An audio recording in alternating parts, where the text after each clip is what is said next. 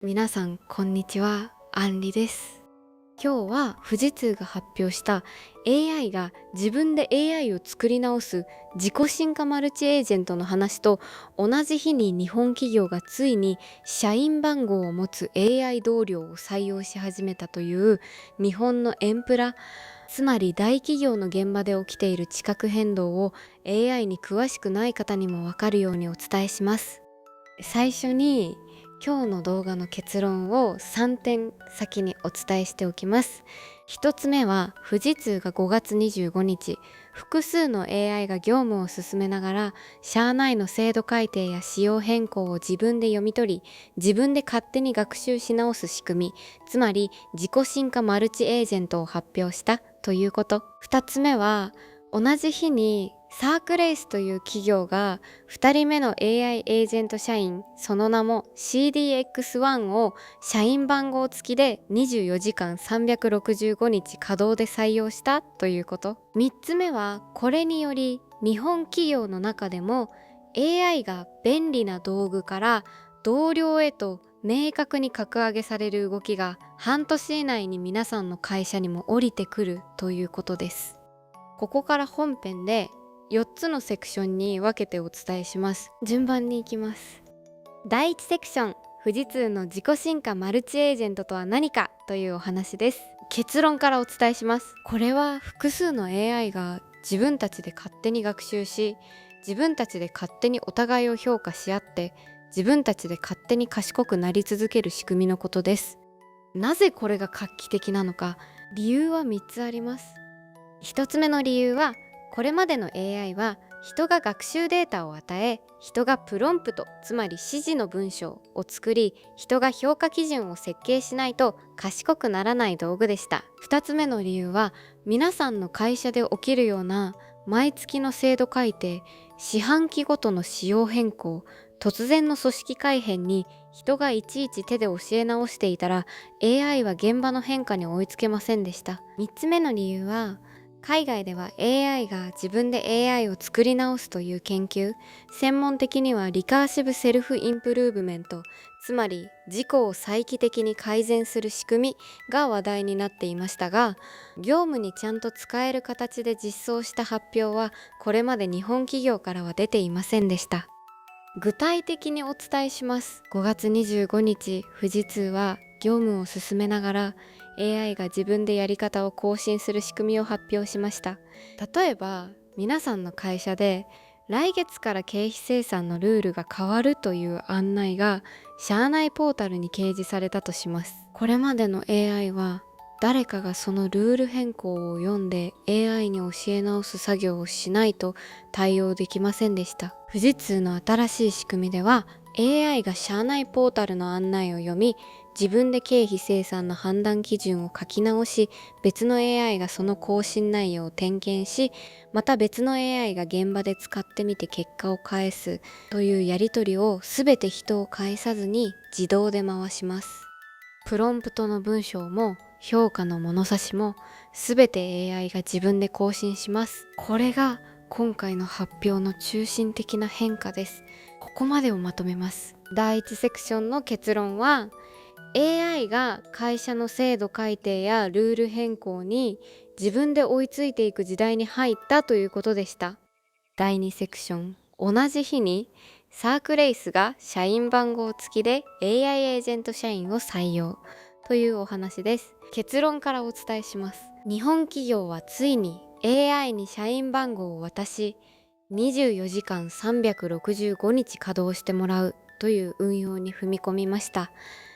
理由は3つあります。1つ目の理由は、これまでも AI が業務を肩代わりするという言い方はありましたが、社員名簿に名前を載せ、社員番号を発行し、人事部門が管理するというところまで踏み込んだ事例はほとんどなかったからです。2つ目の理由は、サークレイスはこれが2人目の AI 社員の採用、つまり1人目で得た経験をもとに運用方針が固まりつつあるからです。3つ目の理由は、社員番号付きで採用するということは、勤怠管理、評価制度、研修制度、はたまた退職時の取り扱いまで人事のルールに AI を組み込んだということだからです。具体例でお伝えします。皆さんの会社で来年4月に AI エージェント社員が1人配属されてくると想像してください。社員番号は例えば AI の0001、所属は経理部、業務内容は請求書の処理と問い合わせ対応、勤務時間は24時間365日、1ヶ月の処理件数は皆さんの部下の100倍。これがすでに日本の中堅企業で現実に始まっている動きです。サークレイスが2人目に踏み切ったということは、業界内でうちは何人目まで AI 社員を入れるかという議論が始まるということです。ここまでをまとめます。第2セクションの結論は、 AI がついに皆さんと同じ社員名簿に名前を載せる時代に入ったということでした。第3セクション、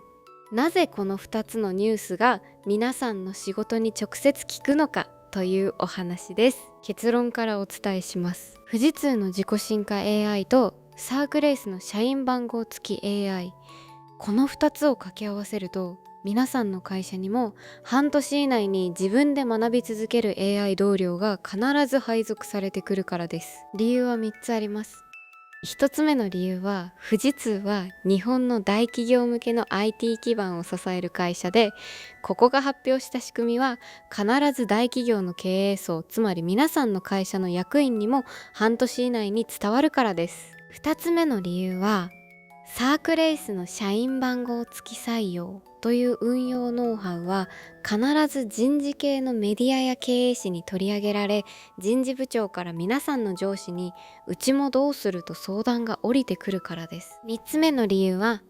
自分で学び続ける AI は毎月の制度改定や四半期ごとの仕様変更に自動で追いつきます。これは皆さんが毎月苦労してマニュアルを更新している作業を根本からいらなくする力を持っているからです。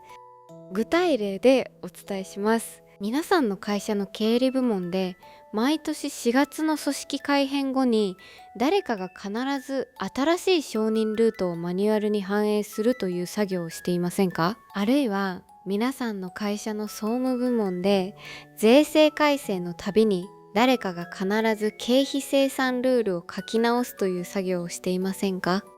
富士通の自己進化 AI はまさにこの制度が変わったら AI 自身が業務の進め方を書き直すを自動でやる仕組みです。サークレイスの社員番号付き AI はまさにこの24時間365日文句を言わずに作業し続けるを現実にする運用設計です。この2つが掛け合わさった時、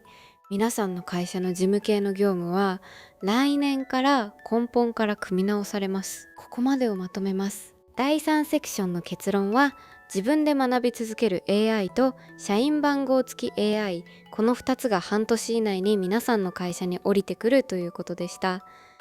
第4セクション、明日からの上司報告と部下マネジメントにどう使うかというお話です。結論からお伝えします。半年以内に皆さんの会社の役員会議でうちも AI エージェント社員を採用するのか、いつ何人が必ず議題に上ります。理由は3つあります。1つ目の理由は、富士通の発表は日本の大企業の IT を担う側の会社が出した、つまり必ず皆さんの会社の役員に伝わる速度で業界の常識を書き換えるからです。2つ目の理由は、サークレイスのような中堅企業がすでに2人目を採用しているということは、皆さんの会社がまだ1人もいないというのは半年以内に遅れている会社のラベルに変わるからです。3つ目の理由は、人事部門としては AI を社員名簿に載せる前提で評価制度、勤怠管理、研修制度を作り直す必要があり、これは人事部長から皆さんの上司に方針を決めてほしいという相談が必ず降りてくるからです。具体例でお伝えします。明日の朝、上司に報告してみてください。先週、富士通がAI が自分で業務のやり方を学び直す自己進化マルチエージェントを発表しました。同じ日にサークレイスが社員番号付きで2人目の AI エージェント社員を採用しました。うちの部署でも半年以内に AI をどう組織に組み込むかの方針を決める必要があります。この一言だけで皆さんは立派な部門方針の前履き、つまり上司の意思決定を一歩進める役割を果たしたことになります。部下との1対1の場面ではこう伝えてください。これは君の仕事を奪う話ではない。 AI に毎月の制度改定の反映や24時間対応の単純作業を任せて、君はお客様との関係づくりや企画提案の仕事に時間を使えるようにする話だ。その役割の組み替えを今から一緒に準備していこう。これが管理職である皆さんが部下の不安を取り除き、組織の競争力を上げる一番大事な伝え方になります。ここまでをまとめます。第4セクションの結論は、上司への報告と部下との1対1で AI 同僚の話を今切り出すべき時期であるということでした。最後に本日のまとめをお伝えします。一つ目、富士通が AI が自分で業務のやり方を学び直す自己進化マルチエージェントを発表しました。二つ目、同じ日にサークレースが社員番号付きで AI エージェント社員を採用。日本企業の AI 同僚化が一段進みました。3つ目、この2つが掛け合わさり、半年以内に皆さんの会社にも自分で学び続ける AI 同僚が必ず配属されてきます。明日の朝、上司にこの3点を伝えるだけで、皆さんは社内で一歩前に出られます。今日のニュースでこれは気になると思ったトピックがあれば、ぜひコメント欄で教えてください。皆さんの関心が高いテーマは次の動画で深掘りしていきます。チャンネル登録と通知ベルをオンにしていただければ、毎日の AI ニュースを見逃さずチェックできますよ。それではまた次の動画で